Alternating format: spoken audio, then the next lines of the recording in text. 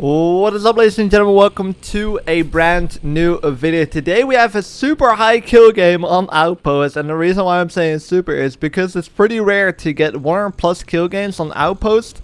I think I got around 130. I'm actually not entirely sure. 125, 130. You'll probably see it somewhere in the title. But what I wanted to talk about in today's video is I'll let the gameplay run in the background, but there is no commentary on it. So I was like, let's give you guys some tips and tricks on how to get these high kill games. I see a lot of questions. So if you're here to just enjoy the gameplay, you can watch it in the background. And while we have the gameplay running, I'll give you guys some tips and tricks that I think are going to be super useful to increase your kill per minute, which is basically essential for getting the high kill games. High kill games have to do a lot with time. For example, this was a pretty long Outpost game, which doesn't really happen that often. But basically increasing your kill per minute will increase having the odds of having a high kill game. You just need to wait for a balanced match.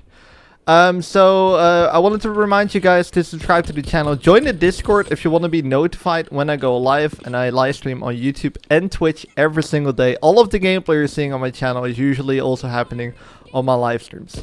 So, some of the tips I'm going to give you guys today might seem a little bit obvious, but I'll explain them more into detail, and I really hope you're going to learn something new today. Even when I first start off with some obvious tips and tricks that you may be like, maybe this information isn't interesting, I still feel like I can give you guys some intel on learning something new, even with the obvious tips. So we're starting with number one, which is one of those obvious tips, is pick the right gun when you're hopping on a map or a game mode.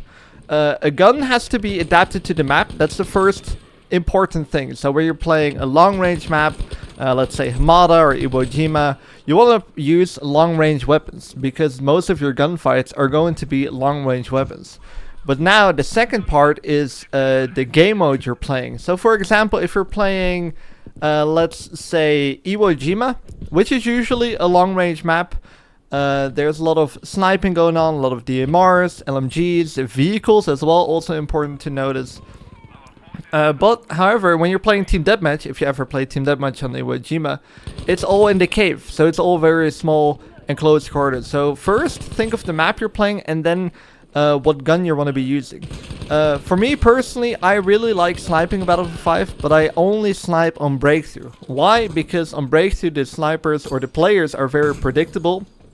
You have a lot of control over the distance you have between you and the objective when you're attacking or defending. This way you cannot get flanked. If you're sniping, for example, in your base, you know you cannot get flanked. While in Conquest, the gunfights are a lot more random. You don't know where they're going to spawn. They could be anywhere on the map. It's a little bit more adventurous in some way, but sniping is going to be a little bit more difficult on Conquest, while still trying to be useful. Because you're going to have a lot of close range gunfights, a lot of long range gunfights. So be sure to first check the map you're playing and then check the game mode you're playing. Here we're playing Iwo Jima. I started off with the M1 Grand. It's a DMR, works really well on Iwo Jima because there's a lot of long range, mid range gunfights. But then I switched to the Ribby because the Ribby will give me a little bit more of a range between long and close range kills while still having a decent amount of ammunition. Also, I wanted to use a gun that doesn't have the 3x scope. When you're using guns with a 3x scope, for example, you're limiting yourself to having a little bit more of a tunnel vision while going in gunfights. Well, I noticed that when I'm pushing the objective, for example, there's a lot of close range gunfights, and you want to still be sure what's going on around you when you're in a gunfight with somebody. So I switched to the Ribby, which might not be the most obvious pick for this map, but it actually works really well if you think about it. It's a low recoil weapon, which you want for the mid to long range gunfights. But because I'm pushing up close with some of the objectives, which is important if you want to be able to get a lot of kills, you need to be able to play aggressive. It's a lot harder. It's still possible, but it's a lot harder to get high kill games when not playing aggressive and when not getting the up close range kills. So that's why I went with the Ribby, because it can't get those close range kills. So the KPM is going to be a little bit higher. When I say KPM, by the way, I mean kill per minute, in case you did not know. Next thing, fit the playstyle to your gun. So if you're playing with the Type 2A, make sure you play aggressive. A Type 2A is one of the best guns in the game. It's absolutely broken, but when you're playing super slow like you would with a sniper, obviously Type 2A is not going to work. This might seem a little bit obvious, but what I sometimes see happen is that players just use their favorite gun on their favorite map, and then they don't adapt their playstyle to the gun they're using. So I see them running around with DMRs right on the objective, playing super aggressive, while they're a super easy kill for players up close. So when I'm using the Ribby here, Ribby is a very versatile weapon, so you can have a lot of different gunfights, or playstyles with this gun. But it doesn't work for a lot of DMRs, it doesn't work for a lot of snipers.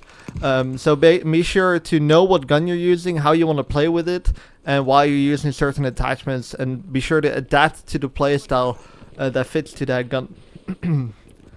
So next thing is game modes, which I already kind of explained, but to get high kill games, you also need to play the right game mode that fits your style. For Tactical Conquest, if you're an infantry killer, Tactical Conquest is going to be 100 times better than playing Strategic Conquest. Breakthrough is an interesting game mode, because Breakthrough is very good for high kill games, but also very good for low kill games. It depends on the balance. In Essential, the balance of a match always is important. But what the problem is with having unbalanced matches, happens a lot on Breakthrough. You only stay on that first sector, so you only have time to get the kills on that first sector. Well, if you have the perfect balance on Breakthrough, you're gonna get a ton of kills. So if you want to increase your chances, play Grand Operations if you can still find servers. Tactical Conquest is usually good for getting high kill games when you're an infantry player. Breakthrough can be good, but you need to play the right maps and you need to get a little bit lucky. It's all about increasing the kill per minute, not necessarily about getting the high kill games, because high kill games, you need a little bit of luck. There are some factors that come into play that you don't really have control over. Now, number 4, and this is an interesting one, it's the spawns. Learning spawns in any FPS game might be one of the most important things, and usually learning spawns is a lot easier than people think. Learning spawns, I don't mean know the exact location where somebody's going to spawn in. No, it's kind of having a sense of where they could be spawning, so you know where to go when you're on a certain objective. The basic rule with Breakthrough is quite obvious. You can literally see on the map when you're spawning in where they're going to be spawning from, because there's a defending and an attacking team. And then, like, for example, if you're attacking and you're approaching an objective, usually the enemy team will spawn a little bit behind the objective. You can also learn spawn points very well by playing the game a lot and kind of memorizing where you are spawning, so the next time you're playing on the other side, you know where the enemy team is going to spawn because you've already played this.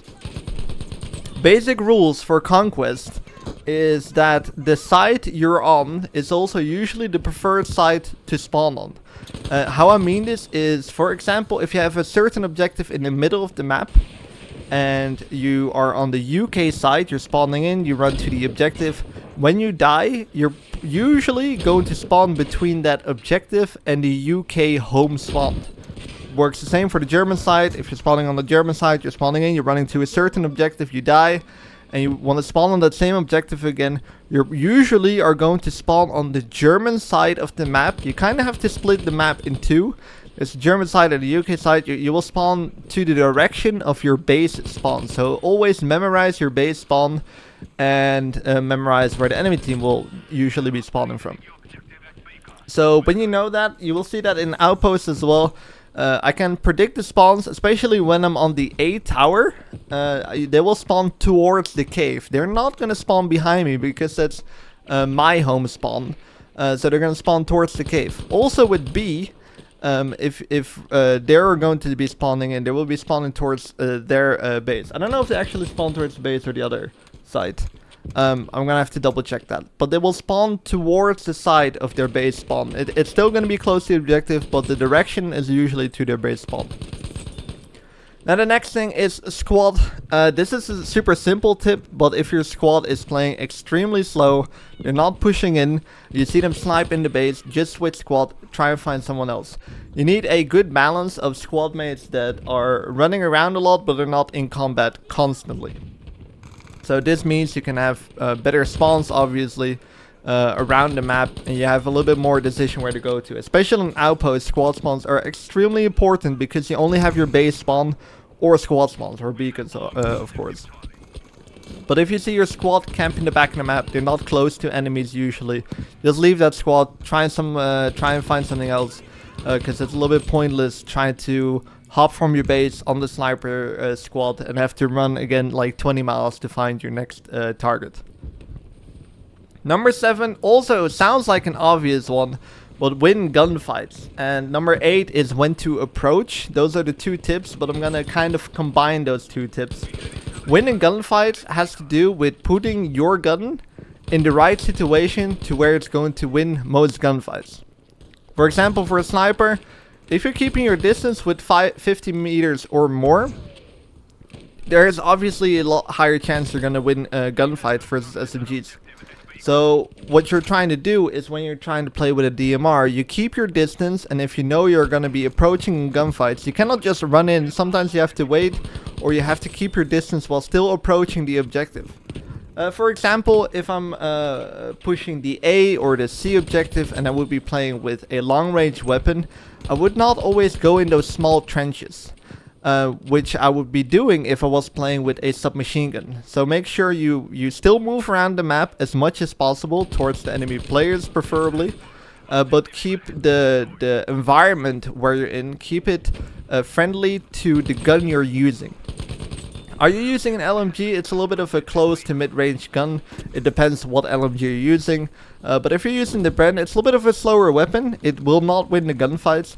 So you want to be, we're going to take Iwo Jima as the example right now. You want to avoid going inside the cave or inside the trenches.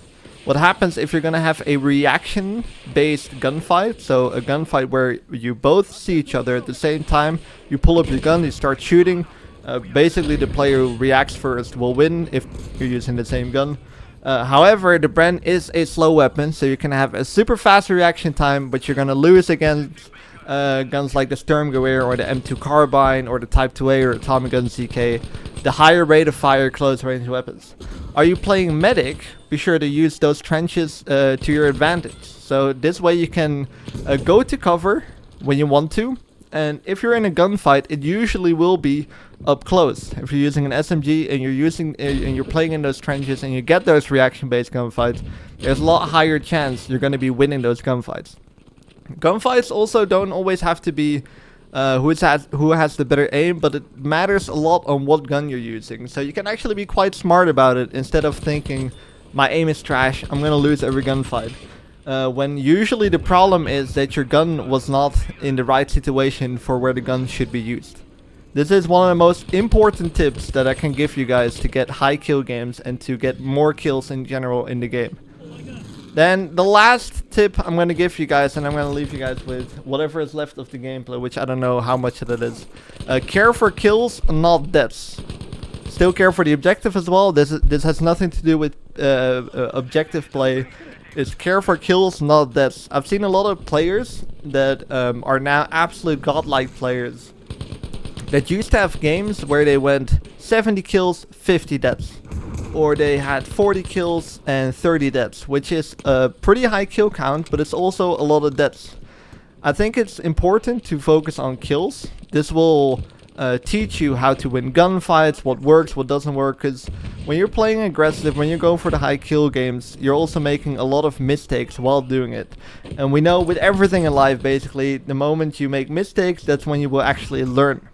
So playing slow right off the beginning and caring for KD is not gonna get you high kill games in the long run. If you actually want to get the high kill games in the long run, rush in like a maniac, get a lot of kills, die a lot, it's okay. Because you will learn a lot faster. Literally, I would bet you will learn 10 times as fast as when you care too early for KD, you play too safe. And you just get some, you get some decent scores, you get 30 kills and you only die 10 times. It's a solid 3 KD. But the player who went 50 in 40, who has got a 1.2 KD, has done a lot more and has helped the team a lot more. And has learned a lot more within playing that same game. So care for kills, not deaths. Don't be afraid to make those mistakes. It really will help you in the long run to get those high kill games. A lot of people that I've seen that are running in like crazy and they get those scores are now absolutely godlike at the game in a pretty rapid time. I'm gonna leave you guys with the rest of the gameplay, whatever is left. Hope you guys enjoyed. Hopefully this video was useful, and I hope to see you guys in the next one.